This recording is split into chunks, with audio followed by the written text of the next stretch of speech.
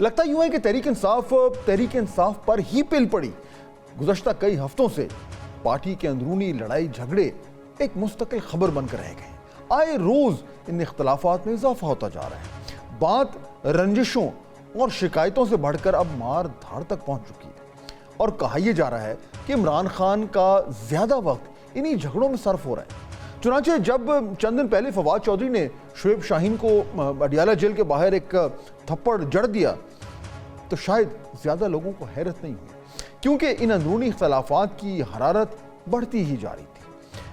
ناظرین، تشدد کو کوئی بھی جسٹیفائی نہیں کر سکتا، اس لیے جماعت کے اندر سے بھی اکثریت نے فواد چودھری کی جارحیت پر تنقید کی، بلکہ ان کے اپنے بھائی فیصل چودھری نے بھی ایکس پوسٹ میں کہا کہ فواد چودھری کے اوپر انہوں نے بنیادی طور پر ان کو بھی تنقید کا نشانہ بنایا۔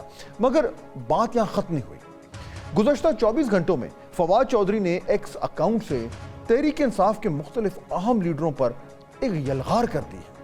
دھڑا دھڑ پوسٹوں میں انہوں نے شیخ وقاص اکرم، سلمان اکرم راجہ اور رؤف حسن پر شدید ترین الزامات داغ دیے۔ پھر تحریک انصاف کی پوری سیاسی کمیٹی کو بھی منی لانڈرنگ کمیٹی کہہ ڈالا۔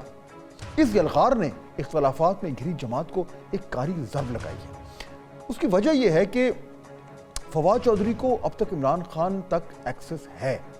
ان کا سٹیٹس وہ نہیں ہے جو دیگر تحریک انصاف کے لوگوں کا ہے جنہوں نے جماعت کو پریس کانفرنس کر کے چھوڑ دیا تھا۔ فواد جو ہے وہ خان صاحب کو کئی بار مل چکے ہیں، اور سب کو معلوم ہے کہ ان ملاقاتوں کا مطلب یہی ہے کہ خان صاحب اب بھی فواد چودھری کے لیے ایک نرم گوشہ رکھتے ہیں۔ یعنی اب تحریک انصاف سول وار میں ایک نیا اور خطرناک موڑ آن پہنچا ہے۔ پہلے چاہے شیر افضل مروت ہوں یا سلمان راجہ، علی امین گنڈا پور ہوں یا جنید اکبر، عاطف خان گروپ ہو یا دوسرا گروپ، وکلا گروپ ہو یا نظریاتی گروپ، سیاسی گروپ، یہ سب کے سب جو ہیں یہ دبے الفاظ میں ایک دوسرے کو نشانے پر رکھتے تھے، اور اکثر و بیشتر جو ہے وہ بند دروازوں کے پیچھے ایک دوسرے کے خلاف سازش کرتے تھے۔ مگر فواد چودھری کی تازہ یلغار اور بالکل اسپیسیفک الزامات نے اس سارے معاملے کی نوعیت تبدیل کر دی۔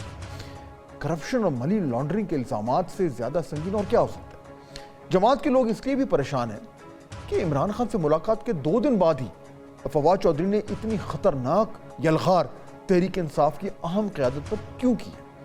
یقیناً فواد چودھری کی عمران خان سے جو ایکسس ہے وہ کسی بھی صورت وہ داؤ پہ نہیں لگائیں گے، تو پھر اتنی مہلک قسم کی لفظی گولہ باری وہ کیوں کر رہے ہیں؟ معاملہ خراب سے خراب تر ہوتا جا رہا ہے، اور شاید جماعت کے اندر تبدیلیوں کی سرگوشیاں بھی ہونا شروع ہو گئی ہیں۔ فواد چودھری نے اپنے آپ کو ویپنائز کر دیا ہے۔